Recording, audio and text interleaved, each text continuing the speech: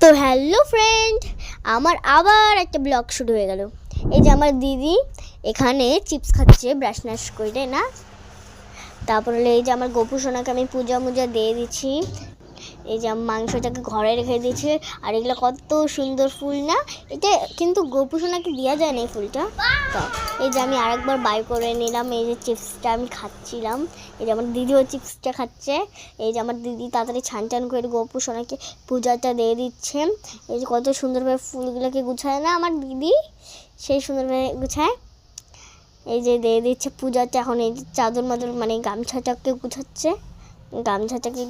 এই যে আমার মা এখন আলু কাটতেছে। এই যে মাংস আর ওই যে আলু আর পেঁয়াজগুলোকে রসুন কাটা হয়ে গেছে। এই যে এখন পেঁয়াজটাকে কেটে নিচ্ছে। কেটে নেওয়ার পরে এই যে ভালো মতন কেটে নিচ্ছে, মানে যাতে কিছু না থাকে ভিতরে। এই যে মা হলো আলুটাকে সুন্দরভাবে ভেজে নিয়ে তারপরে এই যে আবার মার মাংসটা ভালো মতন কষিয়ে গেলে আমরাও খেয়ে নেবো একটু। এই যে আমি ব্যায়াম করছি, মানে আমি ডান্সে চলে এসেছি, ব্যায়ামটা এখন করছি।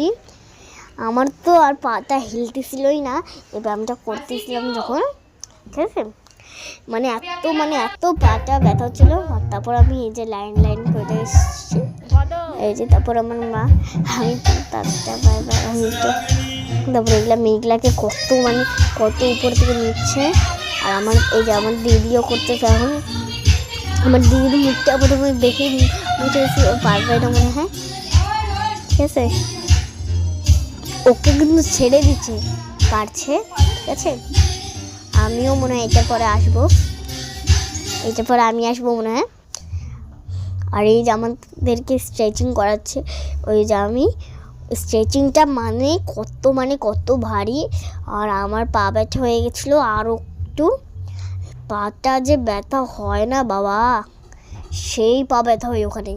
ওই যে আমি এই যে তারপর আমরা বাড়ি যাচ্ছি, ডান্স করে বাড়ি যাই, খাবো, তারপর একটুক্ষণ